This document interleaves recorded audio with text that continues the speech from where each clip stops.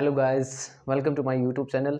आज का हमारा टॉपिक जो वर्ब बेसिकली हमने कल क्लियर किया था इसको फर्स्ट लेक्चर के अंदर, और आज का जो सेकंड लेक्चर है उसके अंदर हम वर्ब की जो क्रिया होती है और कौन कौन सी वर्ब के टाइप होते हैं उन टाइप का हम यूजेस करेंगे और थोड़ा सा उसके बारे में बेसिकली जानेंगे भी। तो हमने कल दो प्रकार के वर्ब्स के बारे में जाना, एक मॉडल एक्सिलरीज, एक मेन वर्ब के बारे में, जो अलग अलग प्रकार की होती है और अलग अलग प्रकार की कौन कौन सी वर्ब्स होती है उसके बारे में भी हमने क्या किया था, जाना था। आज आइए हम जानते हैं थोड़ा सा एक्सिलरीज वर्ब्स कौन सी होती है। एक्सिलरीज वर्ब्स कौन सी होती है? वे वर्ब्स जो अन्य वर्ब्स के साथ प्रयुक्त होते हैं।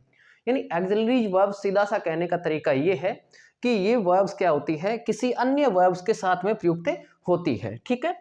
Model auxiliaries verbs, modal auxiliaries verbs वर्तीवाचक क्रिया हैं और इसे हम हेल्पिंग वर्ब भी कहते हैं, इसलिए इसे कहा जाता है वर्तीवाचक सहायक क्रिया हैं। जो कौन कौन सी होती है? Can, could, may, might, shall, will, would, should, must, ought to.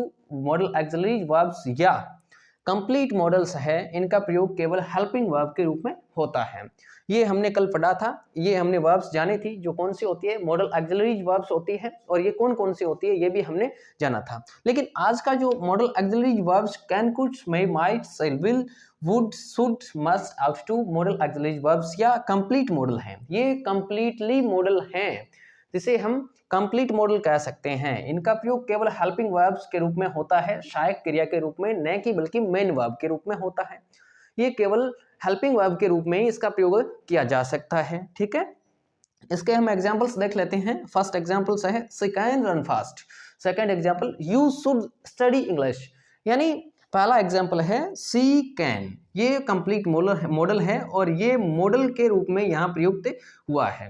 Run, जो रन है वो है मेन वर्ब, क्रिया की मेन वर्ब, यानी क्रिया की मुख्य क्रिया जो है वो रन है।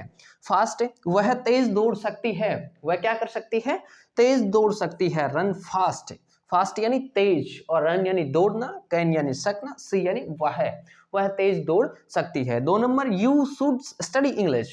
आपको इंग्लिश अंग्रेजी का अध्ययन करना चाहिए, आपको अंग्रेजी का अध्ययन करना चाहिए। Should, this is model, and study, this is a main verb. मुख्य क्रिया और मॉडल शुड का प्रयोग हुआ है। ठीक है। उसके बाद हम बात करते हैं मार्जिनल एक्सिलरीज वर्ब्स। ये भी एक अलग प्रकार का टाइप होता है वर्ब के अंदर और इसके बारे में भी हम जानेंगे। Need and dare, use to, ये जो वर्ब्स होती है ये क्या होती है? ये मार्जिनल एक्सिलरीज वर्ब्स होती है। ये मॉडल एंड मेन वर्ब के रूप में प्रयुक्त होती है, नीड एंड डेयर।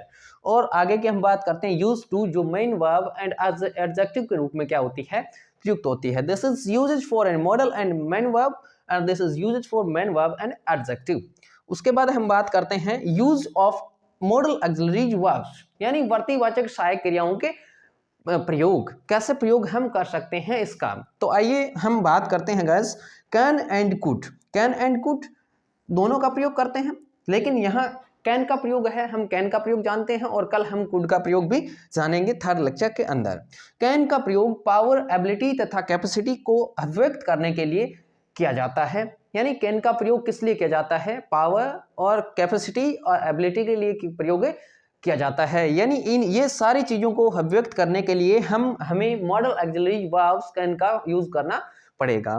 तो पावर होती है शक्ति, एबिलिटी होती है क्या? योग्यता, और कैपेसिटी होती है सामर्थ्यता, यानी क्षमता कितनी है उसके अंदर को अभिव्यक्त करने के लिए। You can lift the box, आप इस बक्से को उठा सकते हो, यानी आप इस बक्से को क्या कर सकते हो? उठा सकते हो। ये आपके अंदर पावर है, एबिलिटी है, इतना सामर्थ्य है आपके अंदर कि आप इस बॉक्स को क्या कर सकते हो? उठा सकते हो। ये था मॉडल एक्सिलरी से संबंधित एक लेक्चर, जिसके अंदर हमें केवल कैन का हमने प्रयोग जाना और कौन कौन सी वर्ब्स होती है उसके बारे में भी हमने जाना, और कौन सी ऐसी वर्ब्स है जिसका प्रयोग मेन वर्ब एंड मॉडल्स के रूप में किया जाता है, और कौन सी वर्ब होती है जिसका प्रयोग मेन वर्ब एंड एडजेक्टिव के रूप में किया जाता है।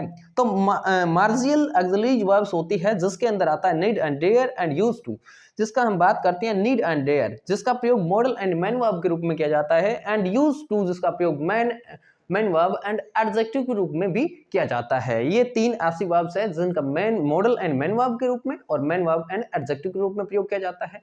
तो आज का बेसिकली वर्ब्स का चैप्टर इतना, और कल हम कुड का प्रयोग भी जानेंगे, थोड़ा सा कैन का प्रयोग